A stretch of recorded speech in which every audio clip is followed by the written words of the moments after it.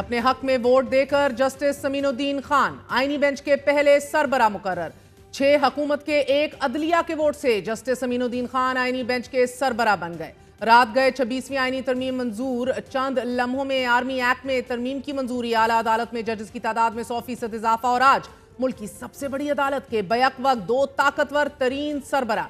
Irony یہ ہے کہ سالم اپوزیشن کو اندھیرے میں رکھا گیا، جبکہ حکومت کی اتحادی جماعت میں چند زیرک سیاستدانوں نے اس اندھی قانون سازی پر ایوان سے واک آؤٹ کیا ہے۔ آج 26ویں آئینی ترمیم اور جوڈیشل کمیشن کی تشکیل نو کے بعد جوڈیشل کمیشن آف پاکستان کا پہلا اجلاس ہوا۔ Chief justice of Pakistan justice Yahya Afridi کی زیر صدارت جوڈیشل کمیشن آف پاکستان کے اجلاس میں جسٹس سمین الدین خان کی سربراہی میں 7 رکنی آئینی بینچ قائم کرنے کا فیصلہ کر لیا گیا ہے۔ آئینی بینچ کا فیصلہ 7 اور 5 کے تناسب سے ہوا۔ Chief justice Yahya Afridi, justice منصور علی شاہ، جسٹس منیب اختر، عمر ایوب اور شبلی فراز نے فیصلے کی مخالفت کی۔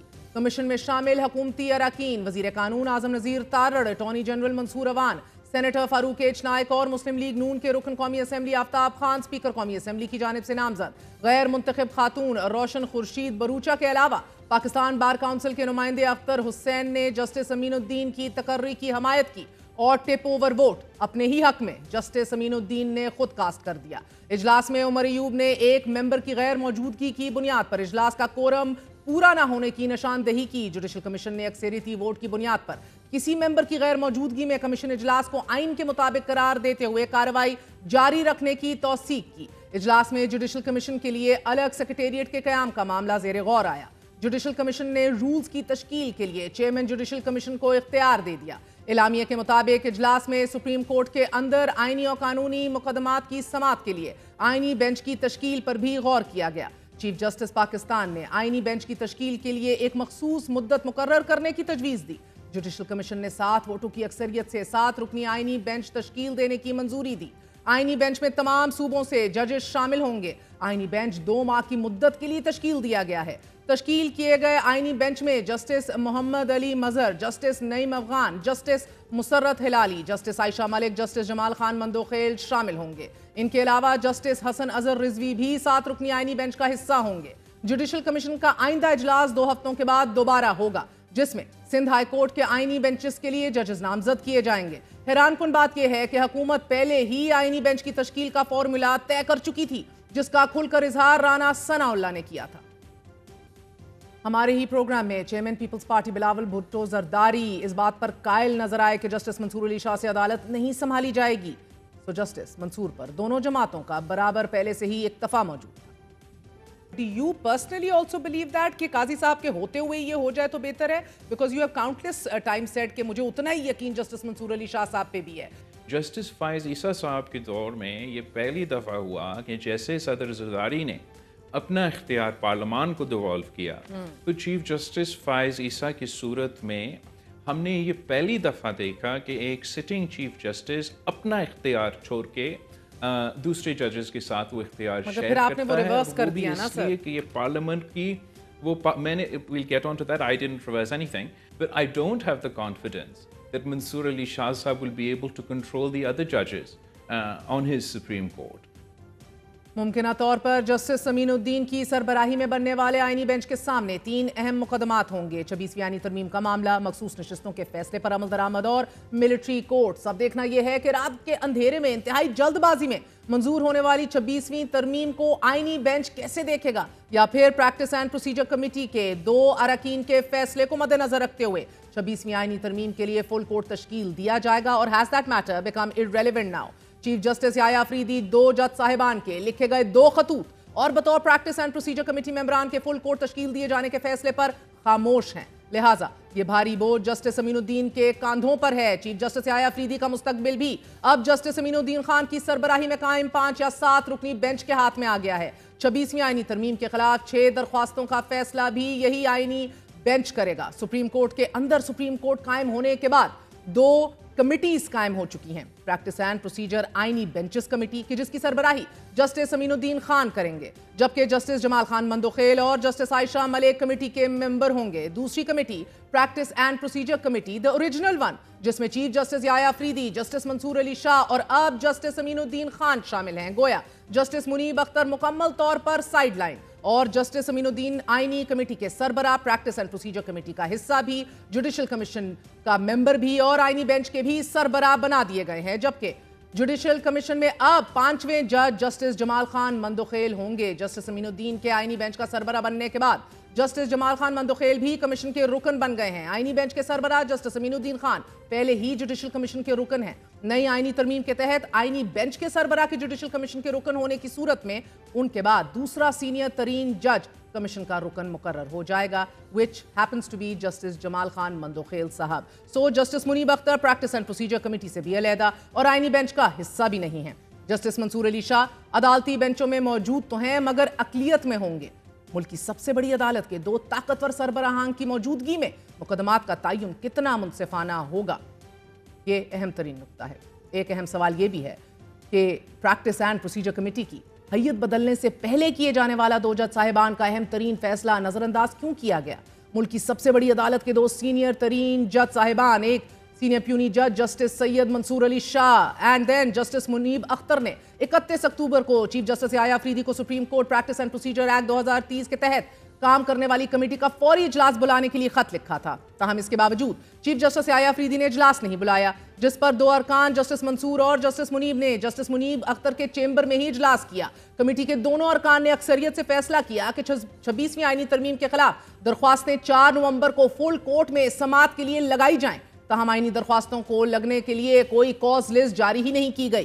جسٹس منصور علی شاہ اور جسٹس منیب اختر دونوں نے گزشتہ روز چیف جسٹس یحییٰ افریدی کو ایک اور خط لکھا ہے کہ جس میں انہوں نے اپنے فیصلے کے مطابق 26ویں آئینی ترمیم کے خلاف آئینی پٹیشن کو طے نہ کرنے پر افسوس کا اظہار کیا ہے۔ خط میں ججز نے لکھا ہے کہ جیسا کہ آپ جانتے ہیں کہ ایکٹ کے سیکشن 2(2) کے تحت کمیٹی کے زیر دستخطی اراکین نے 31 اکتوبر 2024 کو کمیٹی کا اجلاس بلانے کی درخواست کی تھی تاکہ 26ویں ترمیم کو چیلنج کرنے والی آئینی درخواستوں کے تعین اور سماعت پر فوری غور و غوض کیا جا سکے۔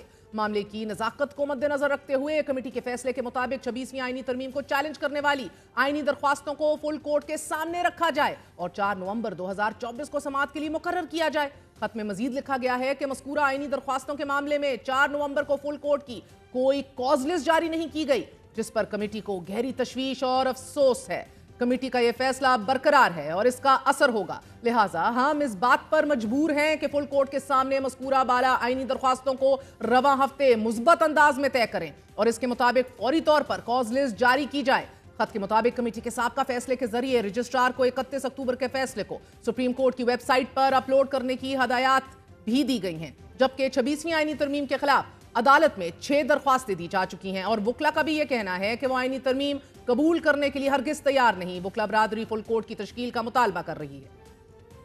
وکلا نے ہرگز 26ویں ترمیم کو ایکسیپٹ نہیں کرنا۔ چیف جسٹس آف پاکستان ان سے یہ اپیل کر رہے ہیں کہ خدارہ وہ جو ہم نے آپ کے سامنے پٹیشنز ڈالی ہیں 26ویں ترمیم کی چیلنج کرنے کی، یہ فل کورٹ بنا کے اس کے سامنے لگائیں۔ اس کے برعکس موصوف نے آج جو ایک ہم غیر آئینی سمجھتے ہیں جوڈیشل کمیشن، اس کی میٹنگ کال کر لی۔ اس کا مطلب ہے کہ نیتیں کوئی اچھی نظر نہیں آتی، ہمیں نظر آنے لگ گیا، ہم سمجھتے شاید اس کے آنے کے بعد وہ قاضی فائز حصہ سے معاملات میں تبدیلی آ جائے، لیکن یہ جو کام ہوا ہے جس میں آج 2 ججز کا سینئر ججز کا جو خط مظہر عام پہ آیا ہے، اس سے ہمیں سخت قسم کی تشویش ہے کہ سپریم کورٹ کا چیف جسٹس جو ہے وہ معاملات کو کسی اور طرف لے کے جا رہا ہے۔ تحریک انصاف نے مدت ملازمت میں توسیع کے معاملے کو اداروں کا اندرونی معاملہ مگر عدلیہ پر ہونے والے حملے کی شدید مذمت کی ہے۔ سلمان اکرم راجہ کا کہنا ہے کہ ہم عدالت میں بننے والی کمیٹیوں پر اعتماد کرتے اور جمہوریت کو بادشاہت کی طرف دکھیلا جا رہا ہے، جبکہ علیمہ خان کا یہ کہنا ہے کہ عمران خان نے کہا ہے کہ کل جو کچھ اسمبلی میں ہوا یہ ظلم کے نظام کو جائز قرار دیا گیا ہے۔ عمران خان نے آج کہا ہے جو کچھ اسمبلی میں ہوا ظلم کا نظام تھا، اس کو کل قانونی حیثیت دے کے جائز کر دیا گیا ہے۔ ایک گینگ آف 3 ہے، ایکسٹینشن مافیا۔ جب تک آپ سڑکوں پہ لاکھوں میں نہیں کھڑے ہوں گے اور یہ نہیں بتائیں گے یہ ایکسٹینشن مافیا کو اور یہ جو گینگ ہے، اگر آپ ان کو نہیں بتائیں گے اس ظلم کے اندر ہی آپ کو بسنا پڑے گا۔ آرمی ایکٹ سے متعلق بل ملک کے وزیر دفاع نے نہ صرف پیش کیا بلکہ کھل کر دفاع اور دعویٰ بھی کیا ہے۔ تمام جماعتیں ان کے ساتھ کھڑی تھیں۔ سر اس پہ JUI اور احمد ولی خان صاحب کو بھی اعتماد میں نہیں لیا گیا، وہ بھی کہہ رہے ہیں ہمارے لیے بھی سرپرائز تھا۔ میرا خیال ہے ایم ولی کو اعتماد میں دیا گیا. سر پیپلز پارٹی آن بورڈ ہے ان تمام بلز میں؟ خواجہ محمد آصف نے اپنے ایکس بیان میں لکھا ہے کہ پہلی ایکسٹینشن 1957 میں وزیر اعظم فیروز خان نون نے commander in chief general Ayub کو دی. کم و بیش 20 سال کی توسیع آمروں نے خود کو دی. جنرل کیانی اور جنرل باجوہ نے سویلین حکومتوں سے 4 سال کی ایکسٹینشن لی. ہم نے آج افراد کو ایکسٹینشن دینے کے قانون میں ترمیم کر کے افراد کی بجائے ادارے کو مضبوط کیا ہے. مدت ملازمت میں توسیع بری فوج، ایئر فورس، نیوی تینوں اداروں پہ لاگو ہوگا.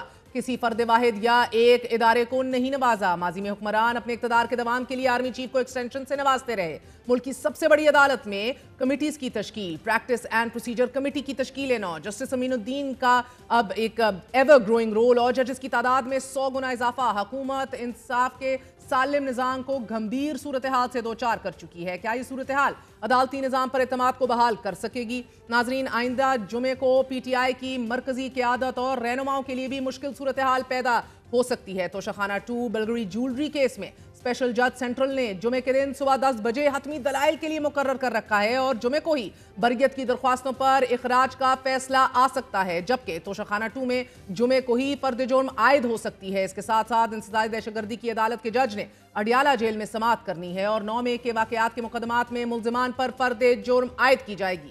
اس کیس میں 500 ملزمان ہیں کہ جن میں تحریک انصاف کے اہم رہنما بھی شامل ہیں.